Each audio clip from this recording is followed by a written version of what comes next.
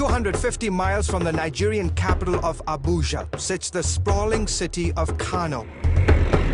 It is the epicenter of Boko Haram's holy war against the country. I really would prefer not to talk about Boko Haram's activities. They just make me very uncomfortable. Is that because you're afraid? Of course, everybody's afraid. We are all living in fear. On January 20th, more than 100 Boko Haram militants launched their deadliest attack to date.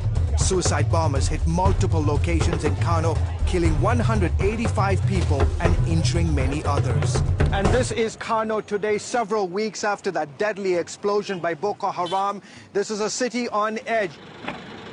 You have the police as well as the Nigerian army patrolling the streets, setting up numerous checkpoints in a way to try and protect this vulnerable city from future attacks by the Boko Haram group. What this group is doing to our country is terrible. They are killing our people and they want to divide us. Boko Haram's official name in Arabic means the people committed to propagation of the Prophet's teachings and jihad. This is a faceless enemy. They don't wear uniform. They live among us and suddenly attack. A spokesman for the Islamist group says the deadly attacks won't stop until Sharia law rules the country.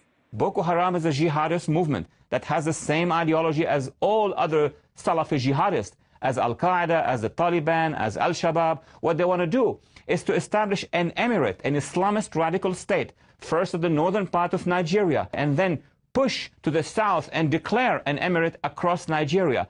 It won't be easy. Nigeria is evenly split between Christians in the south and Muslims in the north. Sharia law is already in place across 12 states in the Muslim-majority north. And while Boko Haram wants to see the Islamic laws more strictly enforced, the group's radical theology has little traction in the south. So now the group is trying to spark a religious war by getting Muslims and Christians to fight one another. Founded in 2002, Boko Haram has terrorized Nigerian Christians by attacking their homes, churches, and killing scores of believers. Bishop Ransom Bello is a prominent Christian leader in Kano. He's received several death threats from radical Muslims. The most recent came from Boko Haram, warning about an impending attack against churches here. I think my biggest worry is about the security of the Christians in Kano State. At one of Kano's largest mosques, Imam Abubakar Jibrin used a recent Friday noon gathering to urge followers to remain calm and seek peace. But in an interview with CBN News following Friday prayers, Imam Jibrin refused to directly criticize or condemn the actions by Boko Haram. The group has distributed leaflets warning anyone, including Muslims, not to criticize their actions. I don't know who these people are, so I can't judge them. I can't tell you if Boko Haram is a Muslim group or not. Boko Haram has killed more than 1,000 people in some 160 separate attacks since July 2009. Many of the recent attacks, including the January 20th incident, were far more complex and coordinated than anything linked to Boko Haram before. The bombs are increasingly sophisticated and powerful.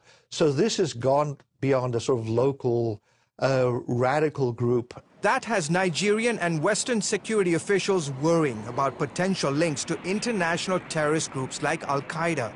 A Nigerian newspaper investigation traced funding for the group's activities to the UK and Saudi Arabia, and further plans to turn Nigeria into another Afghanistan. Members have also reportedly met and received training from senior Al-Qaeda figures in North Africa. And now perhaps equally worrying are reports of Boko Haram sympathizers within Nigeria's police, intelligence services, army and judiciary, leaving many to worry about the future of Africa's most populous country. I see this as a spiritual battle over Nigeria. Because these issues go beyond economic, goes beyond politics, goes beyond natural things. It's spiritual.